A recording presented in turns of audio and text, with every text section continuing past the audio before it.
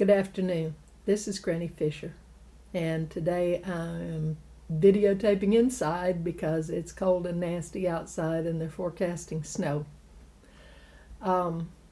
If you like these videos, be sure to subscribe, click like, click the notification bell, share this with anybody you think would be interested in it.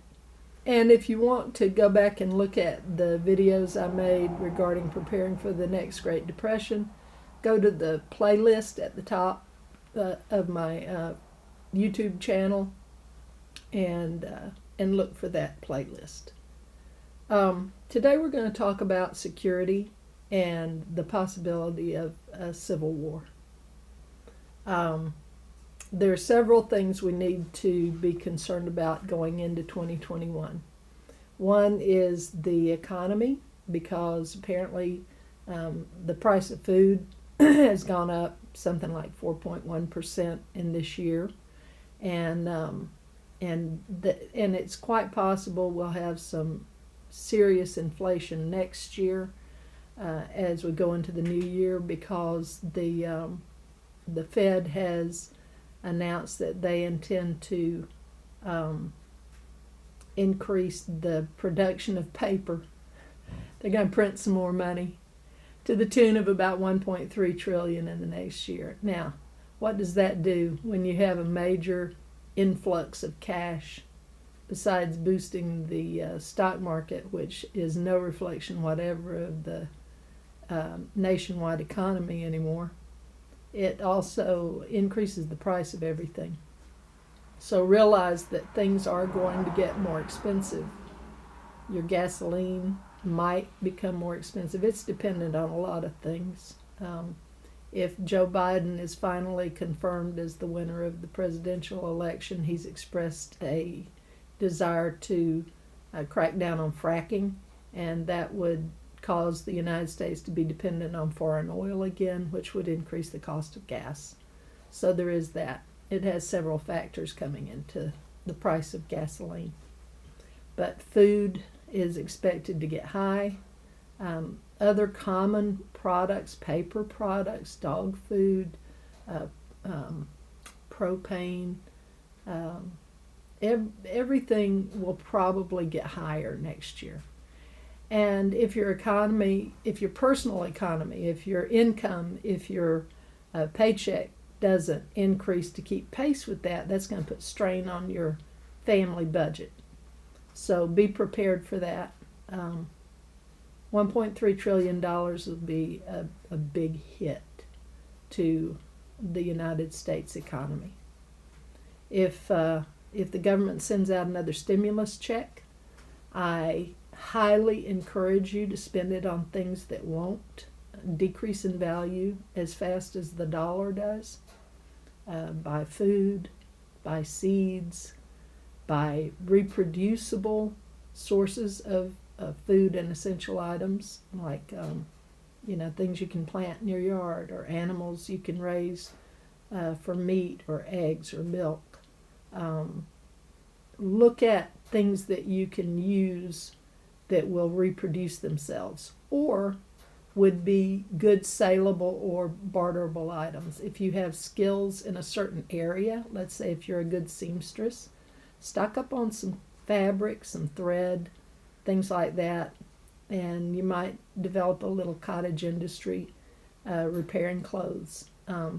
If we do go into another Great Depression, the ability to repair things will be very marketable, because people will be repairing what they have, whether it's a car or a pair of blue jeans or their boots or their house. They'll be repairing things instead of buying new. So look at what you're good at, what members of your family are good at, and try to get everybody on board with developing those skills and then stocking up on the supplies you need to implement those skills. Okay, so the economy is a big deal going into this next year. The other thing is civil unrest, because clearly the election was stolen from Donald Trump, and I say that as a 65-year-old college graduate. I believe the election was stolen. And depending on whose estimates you're talking to, there's 70 million to 80 million people in this country that voted for him. And if only half of those are disgruntled enough with the election to speak out about it, there will come a clash between the conservatives that support the current president and the liberals who support Joe Biden. And on their side, you also have Antifa, Black Lives Matter, and other terror groups. So there is a conflict brewing. And I have noticed something as I've watched, I watched a video the other day of a protest in Atlanta over the outcome of the election. And these were supporters of Donald Trump. And I also saw a march in Washington, and they were saying F Antifa, but they were saying the word, you know. I noticed something about both of these groups. By and large, they were mostly young men. Young men between the ages of maybe 17 and 30. Probably at least 75-80% of the people in both of those protests were young men. These people are very angry with what they see as the theft of the election and the corruption in our government and the media that reports on these things. And they are the ones who would fight in a civil war. So because I see that age group and that demographic engaging in these protests, I realize it's very likely that there will be a civil war in the near future. And it could easily come to your neighborhood, could easily come to my neighborhood. There are several things you can do to prepare for that. If you don't have firearms and sufficient ammunition by now, you're probably not going to get it because everything's gotten really scarce and really expensive if you can find it. It used to be you could buy an AR-15 in my state just by going online and finding somebody that had one for sale, but nobody's selling them now. So if you know someone that has firearms and you don't have one, ask them if they would give you one and teach you how to use it properly, because it's not going to be any use to you if you don't know how to use it safely. A firearm can shoot both ways. You just have to make sure you know how to point it and pull the trigger, so be careful. Firearms are important. Other security measures like locking your doors, having padlocks on your gates, and more than that, having your head on a swivel, being prepared to look everywhere, watch where you're going, watch who's walking down the street or coming to your door, and get yourself fit.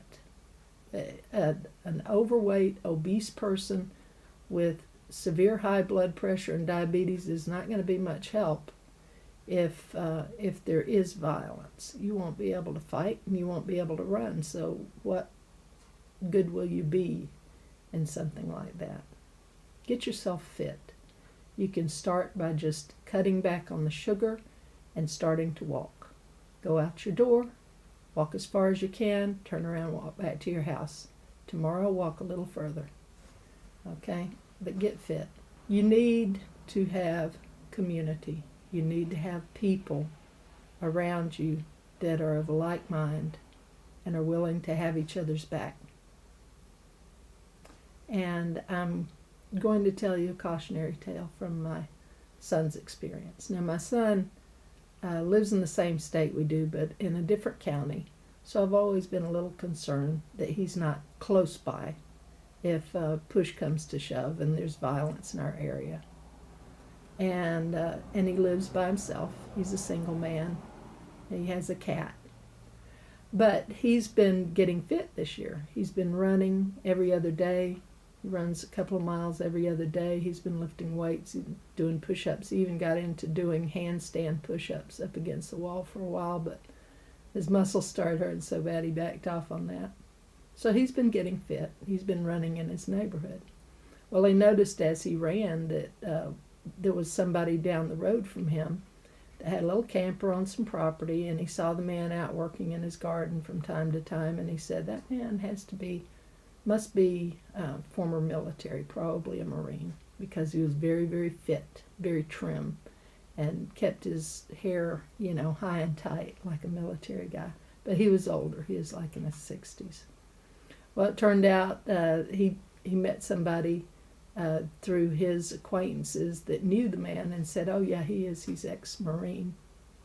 Well, after Thanksgiving, my son had been here for Thanksgiving dinner, and he was on his way home with a bag full of leftovers. I'd fixed him up a bag with some good turkey dressing, gravy, green beans with the little potatoes in it, and the beans and the potatoes were from our garden this year.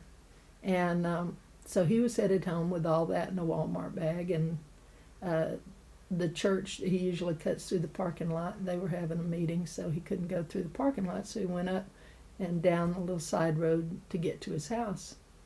And as he passed by the camper where he knew the military guy lived, he noticed the lights were on in the camper. The man was home, so he just decided to give him the food. He thought he lives by himself, maybe he'd like to have a Thanksgiving dinner. So he drove in the driveway and got out of his vehicle and walked to the door and knocked on the door. And a man's voice inside said, "Who is it?" And he said his name. And the man said, "Step back 10 steps from the door." So he just obeyed. He backed up 10 steps. And he said, "Okay, I'm away from the door." And the man opened the door, and he had a Desert Eagle in his hand down by his side. And he said, "What do you want?" And my son just held out the bag, and he said, "I thought you might like some food." And the guy just changed immediately. He looked sheepish, smiled, put the gun away, took the food, and chatted with my son for a little while. And then my son went on home. Well, this is a cautionary tale because you need to know people in your community that you can count on in a pinch. If violence comes to your community, you need to know those people. And that's not why my son talked to the man. That's not why he took the food there. He did it because he was expressing kindness. He was expressing Christian love toward another human being. And so the lessons to learn from this is be aware, be kind, and when somebody comes to their door armed, be obedient.